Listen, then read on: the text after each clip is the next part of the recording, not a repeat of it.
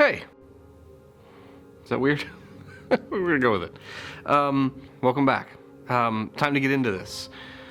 When the Buddha first got enlightened, so dude's been under the tree, has the big moment, right? Comes back to his friends and he's like, hey, there's 4 things I need you to know. What we often refer to as the 4 noble truths. And people have gone over these things ad nauseum, but oftentimes it's way scholarly, right? And I like talking about it in a much more simpler term. And so I'm going to go through these 4 noble truths over the next 4 videos. And I want to kind of highlight just the normalcy of all these things. You think with the weight of something like 4 noble truths, it's like going to be some huge thing, but it's not. It's not a big thing. These things will change your life, but they're very simple. So, first noble truth is the truth of suffering. I'll give you the Pali term, which Pali is like the closest language that we know of to be to the spoken word of the Buddha. Although we're not certain, but it's the closest, right? So the Pali term for this form of this noble truth is called dukkha. This is normally where somebody puts in like either a poop joke or a Green Day joke. I'm going to spare you those things. But the translation, or one of the closest translations to dukkha in English is not really suffering, it's unsatisfactoriness. And so we think about those kinds of things and what the Buddha kind of talked about with dukkha itself. And it's interesting because this idea of unsatisfactoriness, and he had a list, we'll go over that kind of briefly. But think about this. Life, by its very nature, just the fact that we are alive, is kind of steeped in unsatisfactoriness. First and foremost, we were born. And really, that's the least me thing ever. Let's mute that. Must be a hockey game on. Firstly, we are born. And I don't know about you, nobody asked me if I wanted to be born. We're just kind of brought into this realm, this place. Birth, by its nature, is unsatisfactory, right? And then he's got a couple of other things, a list of, aging is unsatisfactory. I just turned 40. Of course, I'm starting to feel that immensely. It's like, oh, wow, I'm old. I'm older than I thought I would be, right? I passed a fire truck the other day, and you have this tendency whenever you catch, like, especially if they're passing you and they're the guys that are kind of facing backwards, and you kind of give them the nod. And it kind of made me think about when I was a kid and did that nod, these, local heroes, I always envisioned being older than me. Now they're not. Right? And so these weird experiences of like, wow, I'm not as young as I used to be. There's some unsatisfactoriness there. So aging is unsatisfactory. Sickness, definitely unsatisfactory. I don't know how many of you got the flu over this past season, but just being sick's not fun. I mean, there's nothing that we celebrate about that. Death. Just the idea. Like, hey guys, look what you got signed up for. No matter how good or how bad your life is, it ends. That doesn't feel very satisfactory to me. And then he goes into a couple lists of like, being around things that you don't want, or being associated with things that you don't want, or not being associated with things that you do want, like not getting what you want or getting something you don't want. That tension right there. All of these things, suffering. There's an important distinction to be made, though, because there's just the natural pain of life, loss, hardship, just existential things like we've talked about. Natural. But then there's this extra thing, this extra layer of stuff that we put on top of that, which is this suffering, this clinging that we happen to do. And we'll kind of get into that in the second noble truth. But the easiest way to think about this is life being unsatisfactory is normal. Normal. Which gives me a little bit of pause. Okay. Sometimes I wake up thinking the world owes me something, right? Sometimes I wake up thinking, a lot of times I wake up thinking, I know what's best. I know the way forward. I know exactly what's going to happen today, and I've got it all laid out, and everything's going to be fine. And then life happens. We're also born into this realm that is seemingly run on greed, hatred, and delusion. I've said this in previous videos. This world is insane right now. Insane, right? And it's not much different. It's a different kind of insane. But if you look back throughout history, there's just a level of insanity that exists within this world of ours. It's unsatisfactory.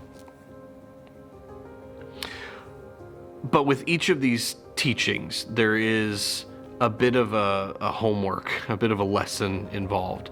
And I think that the thing you have to really get into with dukkha specifically is the call is to know it.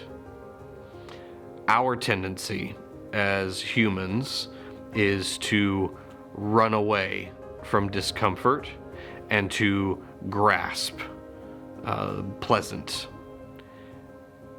and then just call it good. Things get bad, head in the sand, don't do anything, wait for it to pass over. The Buddha said, hey, if you really want to see the end of the suffering, right? Now, pain, inevitable, normal part of this unsatisfactory life, but if you want to end the suffering portion of it, you have to face what's actually arising. Be present for what's here naturally. And then you can start investigating a little bit, where does the suffering start? Where does this stop being just pain, and when does it move into suffering? We see this early on in meditation. I did a 10-minute breath meditation a couple videos ago, and it's a simple process that you can see. Focus on the breath. Just label in and out, in and out. And then when the mind does what the mind does, you just kind of get pulled away, right? You'll either start embellishing a thought, or you'll start telling a story, or you'll start judging what you're doing in that moment. And you're like, oh, wow, this was not the thing that I was supposed to be doing, right? Where was I going with that? That's right. When you're meditating, you have what is present and what you add to it. Now, when you expand into the other foundations of mindfulness that we call it, the first one being just the breath and the body. We'll get into that in other led meditations, but you can also look them up. You open to thought, like mental formations. Can we be present with what the mind naturally comes up with and not cling to it, not take it personally? It's this simple redirect. Can we come back to the breath, back to the breath, back to the breath, over and over and over again? In formal meditation practice, what we're doing is we're stripping it down to the basics. Like, this is what is present. And sometimes what's present is unpleasant. Same with life. No matter how good things are going, something's going to come along that's unpleasant. It's the very nature of this thing that we're doing.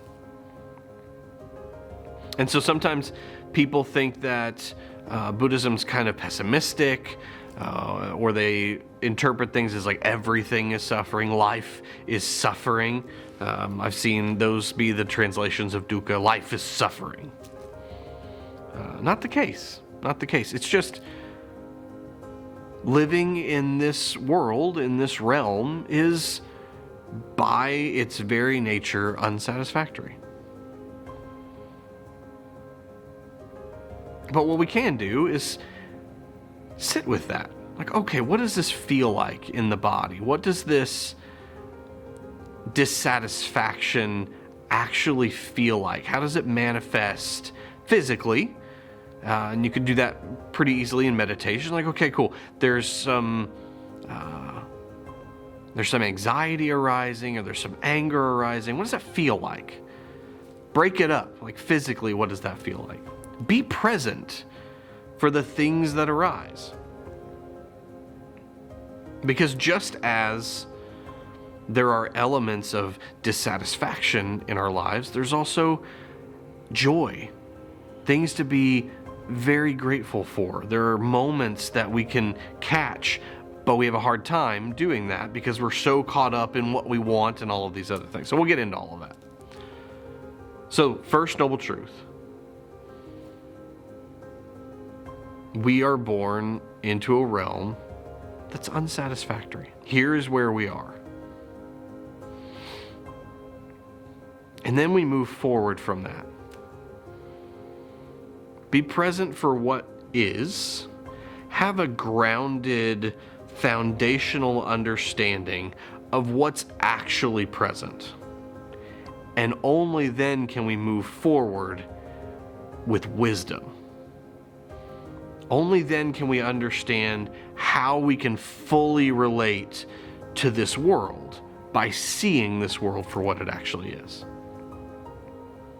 So hopefully that makes sense. Hopefully there's something there that spoke to you a little bit. Maybe that's a little bit more of a plain understanding of dukkha, of this first noble truth. Of course, there's more to that, but I wanted to keep it somewhat introductory. We'll we'll move into these second, third, fourth noble truths, and they all kind of compound on each other, and you can kind of start seeing this whole picture. So be looking for that. I appreciate you being here. I appreciate your willingness to listen to these ideas and just think about them, right? That was one of the Buddha's last teachings. Is he's like, hey, this is what worked for me. Please do not accept this as truth just because I've said it. Take it, experiment, practice, see if this rings true for you. I'd love to hear your thoughts. Let me know if you have any questions or clarifications. Of course, 50,000 foot view on this concept. We'll talk way more about this as we go. And I know that, this is still early on in this channel's existence. Maybe some of you that are here are watching this as a favor to me, and I appreciate that. So any questions that you have, if this isn't your thing, or if you don't know a whole lot about the Buddhist teachings and you want to know more, please, I'm all ears and happy to make content for you in the future, because this is ultimately for us. So I appreciate you. Thank you, and see you later.